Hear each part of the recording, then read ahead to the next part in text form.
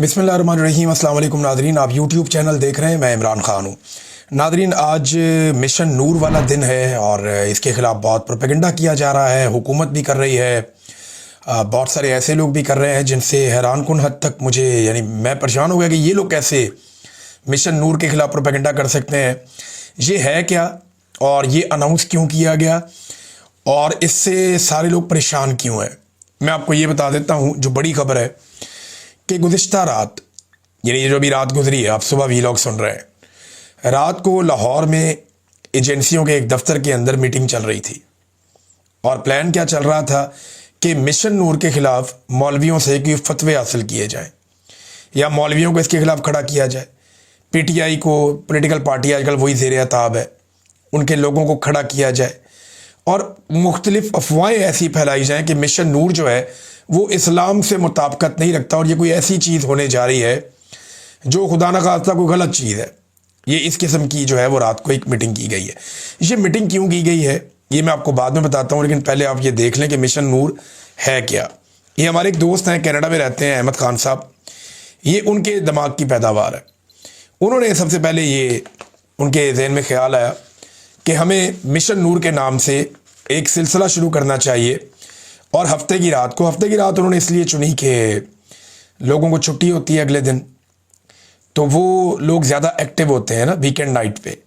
तो उन्होंने हफ्ते की रात का इंतखाब किया और ये ऐलान कर दिया इसे कुछ अर्सा पहले कि मिशन नूर होगा और तमाम लोग अपने अपने घरों की छतों पे चढ़कर आज़ान देंगे और वो आज़ान जो है वो सोशल मीडिया पे उसके बाद डाल देंगे। शुरू में किसी ने इस पर तवज्जो नहीं दी, लोग इसको सुनते रहे, कुछ लोगों ने इसका मजाक उड़ाया, कुछ लोगों ने इसके बारे में नेगेटिव पॉजिटिव कमेंटिंग की, लेकिन बिलाखिर ये बढ़ता गया। सोशल मीडिया के लोग इसके साथ जुड़ते गए, ओवरसीज़ पाकिस्तानी बहुत बड़ी तादाद में इसके साथ जुड़ गए।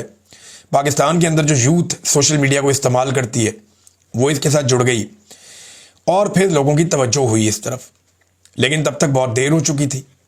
ये अवाम के अंदर बहुत हद तक नफूज कर चुका था, हर आदमी अब जानता था, बहुत बड़ी तादाद में लोग जानते थे कि मिशन नूर आज़ान देने का एक सिलसिला जो है उसको शुरू किया जाएगा और ये होगा हफ्ते की रात को।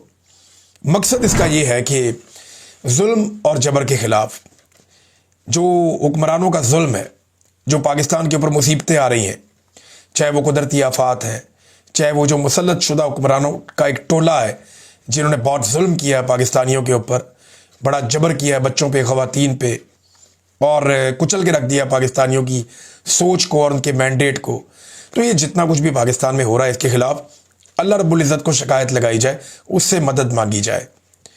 अज़ान है कि अल्लाह अकबर, अल्लाह सबसे बड़ा है, अशहदु अल्ला इलाहा इल्लल्लाह, आप गवाही देते हैं, आप गवाही देते हैं कि अल्लाह के सिवा कोई इबादत के लायक नहीं है। फिर आप कहते हैं कि नबी अकरम सल्लल्लाहु अलैहि वसल्लम अल्लाह के रसूल हैं सल्लल्लाहु अलैहि वसल्लम। फिर आप फ़लाह की तरफ बुलाते हैं, नमाज की तरफ बुलाते हैं, फिर आप अल्लाह अकबर कहते हैं, फिर आपकी अज़ान ख़त्म होती है। ये अज़ान, इसमें कोई ऐसी चीज़ नहीं है जो खुदा न खास्ता हमारे मज़हब के या किसी चीज़ के, अज़ान है ना, आप दे सकते हैं और ये रवायतें मौजूद भी हैं। मुसीबत के वक्त मुसलमान अल्लाह को पुकारता है और किसे पुकारेगा। मैंने थोड़े दिन पहले आपको एक मिसाल भी दी कि जब मैं ISI की कैद में था तो मैं कभी कभी नात पढ़ता था, कुछ नातें मुझे आज भी याद है, मैं वो पढ़ता था। एक हमद है वो भी पढ़ लेता था अपना दिल बहलाने के लिए कोने में बैठ के। तो कभी कभी मैं उस सेल के एक कॉर्नर में खड़ा होके तो मैं अज़ान भी देता था अपने कानों पे ऐसे हाथ रख के। तो मुझे याद है मैं अज़ान मैंने दी है वहाँ पे, बहुत ज़्यादा नहीं लेकिन कभी कभी मैं वहाँ अज़ान भी देता था कि अल्लाह मेरी सुन लेगा और मुझे इस मुसीबत से छुटकारा देगा। तो मेरा अल्लाह मुझे वहाँ से बचा कर लाया। अब मामला ये है कि इसके ख़िलाफ़ रात को मीटिंग हुई और उसमें ये तय किया गया कि मौलवियों को बीच में डालो, इसको डालो, उसको डालो, बहुत सारे ऑप्शन जो है उन पर गौर किया गया कि इसको रोके कैसे। ये नौबत क्यों आई? देखें, इसकी जो सोशल मीडिया पर रीच है वो करोड़ों में पहुँच चुकी है, बहुत बड़ी मिकदार में लोगों ने इसको देखा है और अगर तमाम प्लेटफॉर्म्स को आप इकट्ठा करें तो वो इतनी ज़्यादा है कि माजी करीब में कोई भी चीज़ इतनी ज़्यादा वायरल नहीं हुई जितना मिशन नूर वायरल हुआ है। अब पाकिस्तान की जो एजेंसियां हैं या जो एस्टेब्लिशमेंट है उसे इस बात की फिक्र पड़ गई कि इमरान खान को तो जेल में रखा हुआ है, तो लीडरशिप को तो हम कुछ ना कुछ करके कंट्रोल करते हैं, और वो भी तब तक करेंगे ना जब तक वो कंट्रोल हो रहे हैं। जिस दिन पब्लिक बाहर निकल आई तो यही जो लीडरशिप है ये एस्टेब्लिशमेंट को जूतियां मारेगी। ये जो बेचारे लोग हैं, लीडर्स हैं पीटीआई के, ये कोई एस्टेब्लिशमेंट से मोहब्बत नहीं करते, ये बात मैं आपको बता दूं। ये गंडापुर को भी कोई इश्क नहीं है एस्टेब्लिशमेंट से। इसको मौका मिलेगा सबसे पहले जूते मारेगा एस्टेब्लिशमेंट को, मैं जानता हूं इसको। ये नहीं छोड़ेगा, ये अंदर से बहुत तंग है। और मैं ये भी नहीं कहता कि गंडापुर इमरान खान का कोई दुश्मन है, नहीं। वो इमरान खान के वफादार साथियों में से है, फंसा हुआ है क्योंकि सामने फौज है ना, एस्टेब्लिशमेंट है, मिलिट्री एस्टेब्लिशमेंट, वो बहुत ताकतवर है। लेकिन जब पब्लिक निकल आई तो आप इन्हीं लीडर्स का रवैया देखिएगा एस्टेब्लिशमेंट के साथ कैसा हद तक अमेज होगा। ये सारे लोगों को मैंने एक ही मिसाल दी है, सभी ऐसे करेंगे। अभी इनको मौका नहीं मिल रहा, और एस्टेब्लिशमेंट ने कुछ ना कुछ करके इमरान खान और पब्लिक के बीच में जो एक ब्रिज है लीडरशिप, उसको कंट्रोल किया हुआ है। लेकिन अब ये डायरेक्ट अवाम की तरफ एक रद्देमल शुरू हुआ। अगर ये कामयाब हो जाता है और नेक्स्ट एक और चीज अनाउंस होती है जो मेरी इंफॉर्मेशन के मुताबिक मिशन नूर आज रात को है ना, तो उसके फौरन बाद ये अनाउंस हो जाएगी और फिर फर्दर आगे और चीजें अनाउंस होंगी। तो एस्टेब्लिशमेंट को इस चीज का डर पैदा हो गया कि अगर लोग खुद ही से एक तहरीक बना के बाहर आ गए, और खुद ही से लोगों ने सोशल मीडिया के जरिए से, यही हुआ था ना श्रीलंका में, बांग्लादेश में और नेपाल में, कि लोग अपने तौर पे निकल आए थे। तो एस्टेब्लिशमेंट को डर लग गया। रात जो है वो बहुत सारे अफसरान ने, बेचारों ने झाँक कर गुजारी है। कभी मौलवियों को जगाते हैं, कभी सियासतदानों को जगाते हैं। हलीम आदिल शेख का एक स्टेटमेंट भी गर्दिश कर रहा है। एक स्टेटमेंट जो है वो आरिफ अलवी साहब का भी है। वो ये कहते हैं कि मिशन नूर एक रोशन उम्मीद है, आज़ान में अल्लाह की बड़ाई है, शहादत है, हमारे आका मोहम्मद सल्लल्लाहु अलैहि वसल्लम पर गवाही है, फलाह की दावत है और कलमा है। फिर बरकत क्यों ना आएगी? अगर हम इखलास के साथ अल्लाह से मुल्क की भलाई मांगेंगे तो उसका फजल ज़रूर शामिल हाल होगा। अवाम की निजात और उसी दिन मुमकिन है जब फस्तायत का अंधेरा ख़त्म हो और जमहूरियत का सूरज दोबारा तलू हो, इंशाअल्लाह। ये जनाब आरिफ अलवी साहब कह रहे हैं। अब एस्टेब्लिशमेंट का जो खौफ है वो अपनी जगह पे ठीक है कि अगर पब्लिक निकल आई तो फिर क्या होगा। तो आज पाकिस्तानी कितने बड़े पैमाने पर निकल कर अपनी छतों पर आकर, आपने बाहर नहीं जाना, आपने कहीं जाके पुलिस को चैलेंज नहीं करना, आपकी चादर और चारदीवारी के अंदर कोई नहीं आ रहा। आप करोड़ों पाकिस्तानी हैं, अपनी अपनी छत पे चढ़ें जहाँ पे आप मौजूद हैं, चाहे दोस्त इकट्ठे होकर किसी छत पे चले जाएं, चाहे अपनी अपनी छत पे आ जाएं, खड़े हों और आज़ान दें। बड़ी आसान है आज़ान। जो लोग नहीं दे सकते वो दूसरे को बोले वो आज़ान दे, वहाँ खड़े होकर सुने और उसकी वीडियो बनाकर सोशल मीडिया पे अपलोड करें। अगर 10-15 हज़ार लोगों ने ये वीडियोस बना के अपलोड कर दी, आज़ान तो बेशुमार लोग देंगे मुझे पता है, लेकिन सारे लोग वीडियो नहीं बना पाएंगे।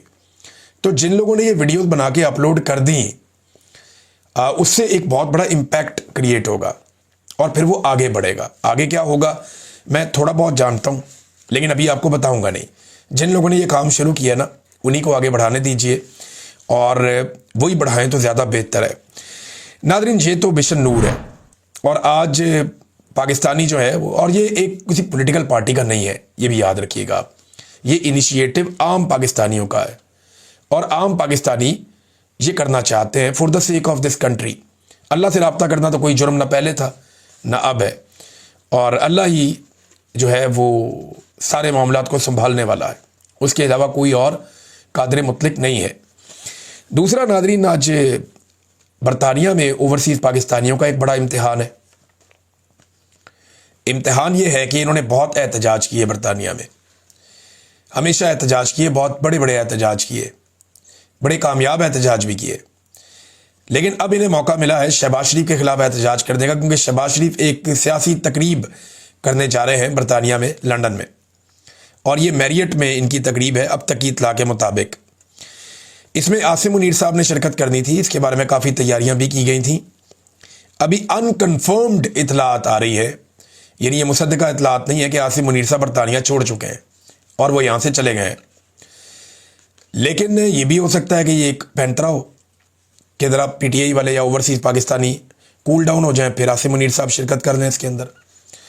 लिहाजा जो एहतजाज है ओवरसीज़ पाकिस्तानियों का, मेरे पास जो उसके बारे में इंफॉर्मेशन है वो आसिम मुनीर साहब के ख़िलाफ़ है। वो शहबाज शरीफ को किसी गिनती में ही नहीं लेते, खाते में नहीं लाते। वो कहते हैं जी एहतजाज तो हमारा आसिम मुनीर के ख़िलाफ़ है, और उन्हीं के बारे में उन्होंने पोस्टर्स उठाए होंगे। ये पोस्टर आप देख भी रहे हैं। लिहाजा 3 बजे पाकिस्तानी जो इन्होंने प्लान बनाया है वो इकट्ठे होंगे पाकिस्तान हाई कमीशन के बाहर, और उसके बाद ये मैरियट होटल तक पैदल जाएंगे लोग। ये 1 मील का फासला, ज़्यादा नहीं है, 10-12 मिनट का फासला है। ये वहाँ से निकलेंगे पाकिस्तान हाई कमीशन के बाहर से और पैदल चलते हुए चले जाएंगे मैरियट होटल के बाहर, जहाँ अंदर शहबाज शरीफ साहब अपनी एक पॉलिटिकल तकरीब कर रहे हैं। और आसिम मुनीर साहब का इसके बारे में पहले था कि वो होंगे, लेकिन फिर जो सोशल मीडिया पे पहले से खबरें आ गई और ओवरसीज़ पाकिस्तानी तगड़े हो गए, तो हो सकता है वो इसमें शिरकत ना करें। और उनके बारे में इतला ये है कि उन्होंने बरतानिया छोड़ दिया है, लेकिन ये इतला अभी मुसद्दका नहीं है। पाकिस्तान तहरीक इंसाफ के बहुत सारे लोगों ने मास्क हासिल कर लिए, इमरान खान के चेहरे वाले। वो ये मास्क पहनकर वहाँ एहतजाज करेंगे ताकि उनकी तस्वीरें बनाकर, वीडियो बनाकर पाकिस्तान की एजेंसियों को ना दी जा सके, क्योंकि इसके नतीजे में पाकिस्तान की एजेंसियाँ उनके रिश्तेदारों का पाकिस्तान में जीना हराम कर देती हैं। लिहाजा ये एक नया तरीका भी पाकिस्तान तहरीक इंसाफ अडॉप्ट करने जा रही है। तो ये नाज़रीन आज 2 इम्पॉर्टेंट चीज़ें हैं आज के दिन में। एक, बरतानिया में ओवरसीज़ पाकिस्तानियों का एहतजाज। दूसरा, मिशन नूर, जिसका आगाज़ जो है, जो आइडिया जो है वो अहमद खान साहब ने दिया था कनाडा से, और अब वो एक बहुत बड़ी तहरीक बन चुकी है। आगे ये कहाँ जाएगा वो आपको आने वाले दिनों में हम बताएंगे। अभी इसकी कामयाबी के ऊपर बहुत सारी चीज़ें डिपेंड करती हैं। नाज़रीन, सऊदी अरब और पाकिस्तान के हवाले से हुकूमत अब दावे कर रही है कि जब सऊदी अरब पे अटैक होगा तो पाकिस्तान पे हमला तसव्वुर होगा, जब पाकिस्तान पे हमला होगा तो सऊदी अरब पे हमला तसव्वुर होगा। और राणा सनाउल्लाह साहब ने इंटरव्यू देते हुए इसमें नाम लिया अफ़गानिस्तान का और इसराइल का, कि अगर इसराइल सऊदी अरब पे अटैक करेगा तो पाकिस्तान जवाब देगा, और अगर अफ़गानिस्तान ने पाकिस्तान में कोई हमला करवाया या वहाँ से पाकिस्तान पे कोई हमला हुआ तो सऊदी अरब बिल्कुल उसको ऐसे ही लेगा जैसे ये सऊदी अरब के साथ हुआ है। राणा सनाउल्लाह साहब ने भारत के बारे में नहीं बताया कि अगर भारत ने पाकिस्तान पे हमला किया तो फिर सऊदी अरब क्या करेगा। देखिए, ये जो मुआहिदा है ना, इसके बारे में हम डिग आउट कर रहे हैं कि ये मुआहिदा है क्या। इसकी तफसीलात अभी तक किसी को नहीं पता। यानी मैंने बहुत करीबी हुकूमत के लोगों से पूछा, हुकूमत के अंदर बैठे हुए लोगों से पूछा, जो पाकिस्तान के डिफेंस में काम करने वाले तगड़े लोग हैं उनसे भी पूछा, वो भी नहीं जानते कि मुआहिदा है क्या, इसकी तफसीलात क्या है, इन फाइलों के अंदर लिखा हुआ क्या है, ये कोई नहीं जानता। अब जो लोग ये जानते हैं उन्होंने कौम को बताया नहीं है, उधर पता चले कि इसके अंदर है क्या। लेकिन इंडिया का नाम पाकिस्तान ने नहीं लिया कि अगर खुदा न खास्ता इंडिया पाकिस्तान पे अटैक करता है तो फिर सऊदी अरब का रद्द-ए-अमल क्या होगा।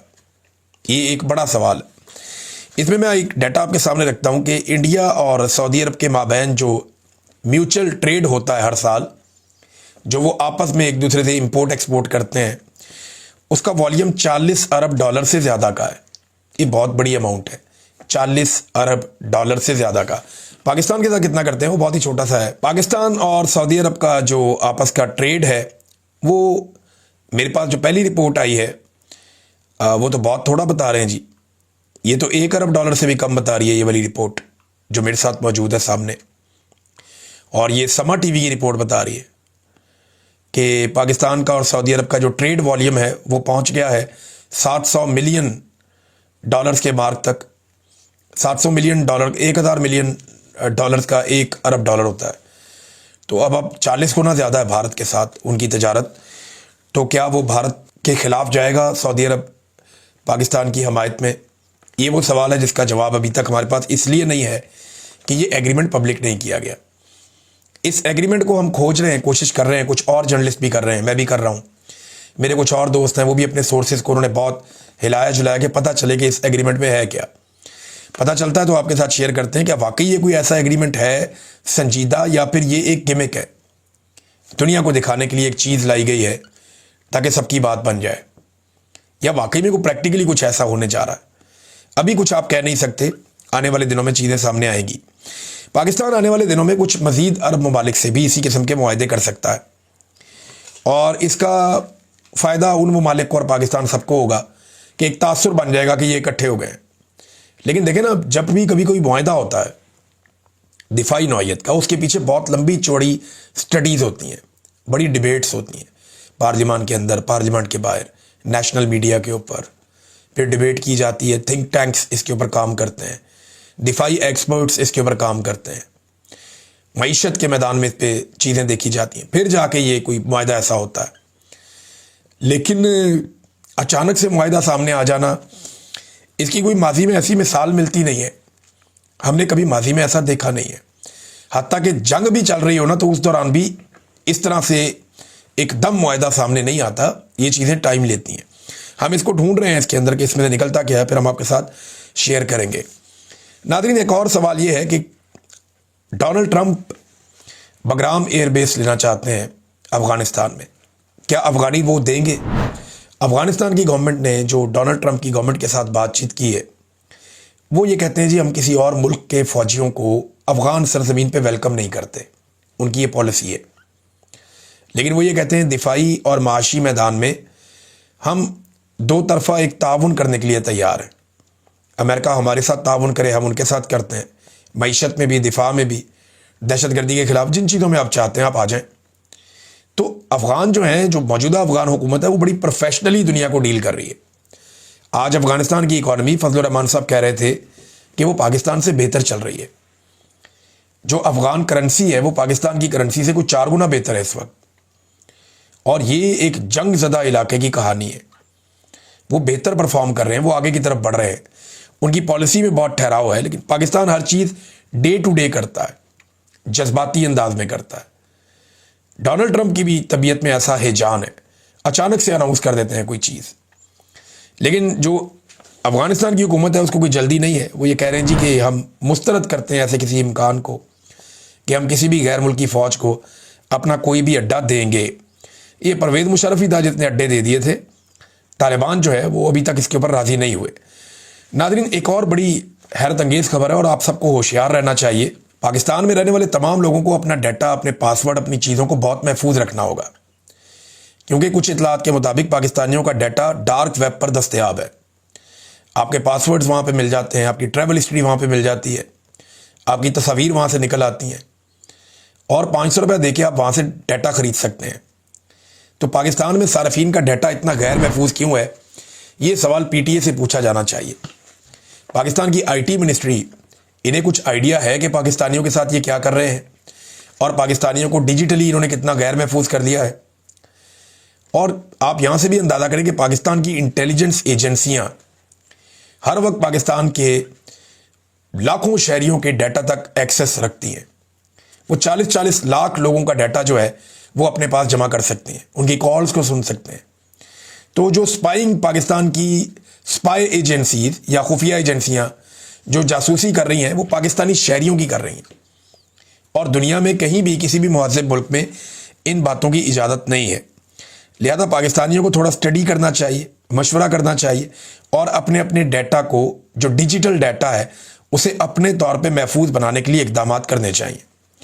नाज़रीन, सैलाब का पानी पहुंच गया सिंध में, दादू डूब गया, बहुत सारी आबादियां दादू की डूबी हुई हैं। ये पूरी रिपोर्ट है मेरे पास। दादू में तबाही मचाने के बाद सैलाबी रेला जो है लाड़काना सेवन बचाओ बंद से टकरा गया। देहात और सड़कें जो हैं वो ज़ेरे आब आ गई हैं। नौशहर फरोज़ में भी लूप बंद में शगाफ पड़ गया है, तो वहाँ पे भी किसानों का नुकसान हो रहा है। लगभग 1,85,000 से ज़ायद, लगभग 2 लाख के करीब जो शहरी हैं उन्हें मुंतकिल किया गया अब तक। और बहुत बड़े पैमाने पर वहाँ सिंध में भी फसलों का नुकसान हो रहा है, जो अफसोसनाक है। पंजाब में पहले तबाही हुई, अब ये तबाही, सिंध को बहुत टाइम मिला इन चीज़ों का मुकाबला करने के लिए, लेकिन वहाँ पे भी फसलों को, किसानों को, उनको तबाह कर रहा है सैलाब का ये पानी। नाज़रीन, सदर Islamabad high court bar association Wajid साहब ने मुकदमा दर्ज करवा दिया अपने साथी वकला पे। इसकी वीडियो मौजूद है और नादिर बलोच साहब ने पूरी वीडियो लगाई है कि ये लोग सिर्फ, क्योंकि वाजिद साहब ने जब इलेक्शन जीता था ना, तो वो इमरान खान का नाम लेकर जीता था। पाकिस्तान तहरीक इंसाफ के वकला ने उनको सपोर्ट किया और इलेक्शन जितवा दिया। अब जब वो सीट पर आकर बैठे तो उन्होंने पार्टी बदल ली, वो दूसरी तरफ जाके खड़े हो गए और एस्टेब्लिशमेंट वाली साइड पे दिखाई देना शुरू हो गए या हुकूमत वाली साइड पर दिखाई देना शुरू हो गए। वोट उन्होंने यहाँ से ले लिए थे। अब वकला हर जगह पे उन्हें इरिटेट करते हैं, उनसे सवाल करते हैं सोशल मीडिया पे सामने आकर, तो इस सिचुएशन से वो तंग थे। जब यहाँ कल का ये वाक़या हुआ तब भी वकला सवाल कर रहे थे, तो वीडियो में देखा जा सकता है कि वाजिद साहब ने एक दो वकला के साथ हाथापाई की कोशिश की, लेकिन बीच बचाव करवा दिया गया। अब बाद में क्या हुआ, इन्हीं वाजिद साहब ने दहशतगर्दी का मुकदमा करवा दिया ईमान मज़ारी साहबा पे, हादी साहब पे, उनके शौहर जो हैं इंतज़ार पंजूथा साहब पे, उनको पहले ISI ने अगवा भी किया था, नईम हैदर पंजूथा साहब को और दीगर जो वकला है उनके ऊपर उन्होंने दहशतगर्दी का मुकदमा दर्ज करवा दिया, अपने ही वकला भाइयों के ऊपर। तो काजी फ़ायद ईसा साहब जो गंद मार के गए हैं ना पाकिस्तान की अदलिया में, ये गंद कम से कम 10-20 साल साफ़ करना पड़ेगा अदलिया को, वकला को, जजेस को। ये गंद का टोकरा उन्हें उठा के फिरना पड़ेगा इस अदलिया को, और ये गंद साफ़ करते करते भी 1 से 2 दहाइयाँ लग जाएंगी जो काजी फ़ायद ईसा गंद फैला के पाकिस्तान की अदलिया में गए हैं। आज जिनकी बारी है वो तकलीफ़ उठा रहे हैं, कल अभी बहुत सारे और लोगों की बारी आएगी और ये तकलीफ़ बढ़ती जाएगी। नादरीन, बुशरा बीबी के जेल में बीमार होने की इत्तलात हैं और लगातार जो है वो इस हवाले से कोई अच्छी खबरें नहीं आती, लेकिन उन्हें सहूलियात नहीं दी जा रही और सिर्फ इमरान खान साहब की बीवी होने की वजह से उन्हें जेल में बंद किया हुआ है। और मरीम नवाज़ की एक ख्वाहिश भी है। दूसरा एक अजीबोगरीब दावा मरीम नवाज़ ने और उनके लोगों ने कर दिया कि कैंसर का इलाज 60 मिनट में। अब मैंने कोई रिसर्च करने की कोशिश की है, कुछ दोस्तों से बात की, कोई डॉक्टर से बात की है कि बग़ैर ऑपरेशन के, सर्जरी के, कीमोथेरेपी के, रेडियोथेरेपी के, ये कैसे मुमकिन है कि 1 घंटे में मरीज़ जाए अस्पताल में और 1 घंटे के बाद सर दर्द नहीं दूर होता 1 घंटे में। आपका गला ख़राब है तो आपको 2 दिन लग जाते हैं ठीक होने में। बुखार उतरने में, नॉर्मल जो बुखार है वो उतरने में आपको बाद का 2-2 दिन लग जाते हैं। तो ये कैंसर का इलाज 1 घंटे में दावा इन्होंने किया है, बड़ा हैरान कुन दावा है। ये तो तहलका मच जाएगा पूरी दुनिया में। को 25 करोड़ की मशीनें कहते हैं जी हम चाइना से लेकर आ रहे हैं। तो ये उन्होंने कहानी तो सुनाई है। तो डॉक्टर हजरात से मैं गुजारिश कर रहा हूँ कि वो मुझे बताएं कि क्या वाकई ये पॉसिबल है। या बरतानिया में तो हमने नहीं सुना, अमेरिका में भी नहीं सुना, लेकिन मरीम नवाज़ बज़िद हैं कि ऐसा कुछ उन्होंने कर दिया है। लेट्स सी क्या होता है। अब तक के लिए इतना ही, अपना ख्याल रखिएगा, अपने इस चैनल का भी। अल्लाह हाफ़िज़।